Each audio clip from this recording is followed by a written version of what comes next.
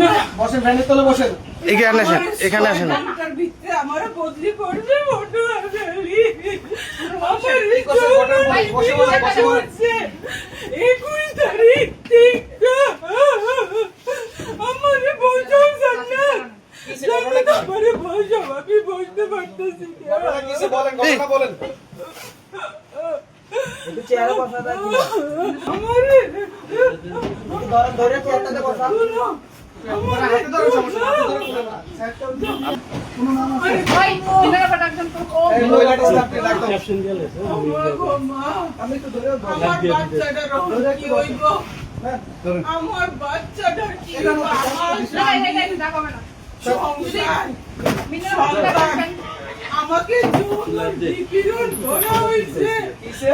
আমাকে যৌন হেনস্থা করা হয়েছে এই এক্সিএন অবৈধভাবে অফিসের উপরে থাকে আপনারা ভিডিও করেন যায় সেটা দেখেন গা এক্সিএন অফিসের উপরে থাকে আরো কর্মচারী উপরে থাকে আমারে অনৈতিক ভাবে কই আমি বলে রুম বলে যাইতাম উঠে দাও, ম্যাম দোষ। উঠে বসেন না, ম্যাম তো, ম্যাম হয়রানি করতে কবে, হয়রানি করতে কবে? আমারে 21 তারিখ থেকে আর আগের থেকে আবার আগে প্রস্তাব দে এবারে রুম বলে যাইতাম এক্সচেঞ্জারে রুম বলে যাইতাম বেড়ারে বলে খুশি করতাম আর নাহলে আমারে বলে বদলি বলে করে দিব নাম কি, ওনার একজন নাম কি? নাম আবুল খায়ের নির্বাহী প্রকৌশলী আমার অফিসের হেল্প করেন, অল্প করেন, এরপরে স্যার আপনাকে কি বললো? আমারে পানি দাও জান্নাত আমার কি গলা বলে? শুকিয়ে যেতেছে কিভাবে আমারে আরে, পানি দাও ওনার অভিযোগ ওনাকে বলতে দেন। এরপরে করছে কি হ্যাঁ, আপনার বিষয় না, এটা ওনার বিষয়। এরপরে আমি হেরা টেন্ডার করছে হ্যাঁ। সে টেন্ডার চোর সে টেন্ডার করছে আমি এস্টিমেটর টিপু স্যারকে বললাম স্যার আমি পারতাম না আমি ওনার একটু সাইড দেন, উনি আসুক। ওনার একটু সাইড দেন। আমার তুলো আপনার নাম কি? আপনি কোন পোস্টে আছেন আর কি সমস্যা বলেন? আমার নাম মুসাম্মদ তাসবিন আক্তার আচ্ছা, কি হয়েছে? ঘটনা কি হয়েছে? ম্যাডাম ওঠেন, উঠে বসে হ্যাঁ উঠান উঠান, হ্যাঁ দোনোজন ধরেন। না উঠলে কি ইয়া করা যাবে? মানুষকে একটু ক্যামেরা ইয়ে করে বুঝে যাও দিয়ে দেন।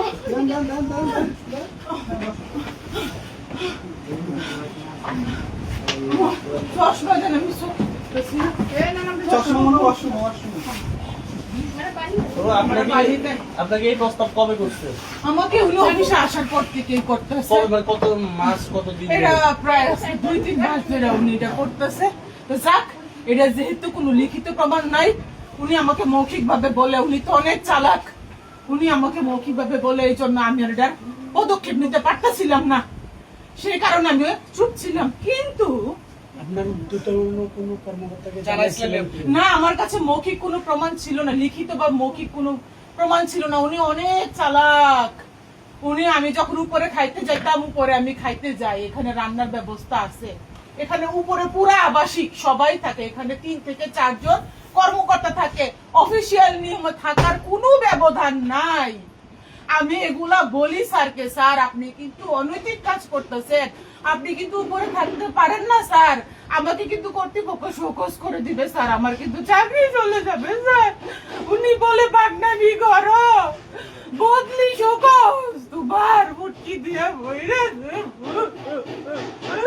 আমারে বুঝাও আমি স্যারের কইলাম স্যার আপনি যে লাস্ট যে টেন্ডারটা করলেন 19 প্যাকেজের আপনি যে লটারিটা করলেন স্যার আমি তো কইতাম পারি না মেমু বই সাইয়া আমি দেখি স্যার এই লটারির উইনারদেরকে আপনি ল্যাপে অর্ডার সঠিকতা যাচাই করার জন্য চিঠি দিছেন স্যার সেই স্মারক বই আমার লেখার কথা স্যার ওই স্মারক বই আউটসোর্সিং লেখে এই ব্যক্তি আউটসোর্সিং লেখে আমার স্মারক বই আমার অফিসে কোনো মূল্য নাই আমার আমি একজন প্রশাসনিক কর্মচারী আপনারা এখানে এই খাতা আছে লোকটা 10-15টা বা 20টা বন্ধ করেন। প্রত্যেকটা খাতায় আমাদের এন্ট্রি আছে আমরা এখানে আউটসোর্সিং হলো আমরা এই অফিসের কাছে এই লোকে আচ্ছা, আপনার দিকে আমরা আমি জানি না ক্যামেরা ধরছেন প্রশাসনিক সেই সুবিধা কোনো- বলছি। প্রশাসনিক কোনো অর্ডার আছে কিনা আমার এক্সিএন এর লিখিত কোনো অর্ডার আছে কিনা ওরকম কোনো অর্ডার আমি শো করি নাই আমি দেখি নাই তারা যে মেমু বইটা তারা যে লিপিবদ্ধ করতে পারে এই অর্ডার তো আমি দেখি নাই স্যার তো আমাকে দেখাই নাই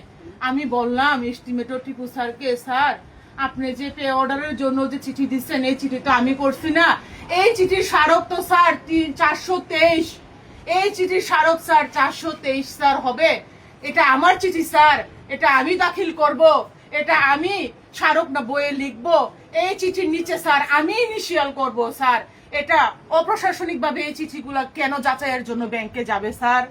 তখন টিপু স্যার আমাকে বলে নয়া ফুন্দে বাল উঠছে, অফিসারকে আসেন কাউন্টার করতে, চার্জ করতে। আমি বলি স্যার আমি তো আপনাকে চার্জ করতে পারি না, আমি কর্মচারী স্যার, চার্জ করার ক্ষমতা স্যার আমার নাই স্যার। আমি প্রশাসনিকভাবে জানতে চাইছি স্যার আপনারা কেন এই টেন্ডার নোটিশ যে লটারি যে করবেন, কেন নির্বাহী প্রকৌশলীর আদেশে সই করা একটি পত্র আপনারা কেন দাখিল করেন নাই স্যার?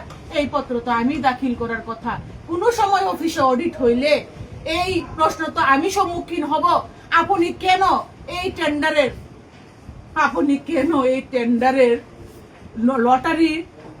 লটারি প্রকাশের তারিখটি আপনি নোটিশ বোর্ডে দেন নাই এবং কর্তৃপক্ষকে অবগত করেন নাই?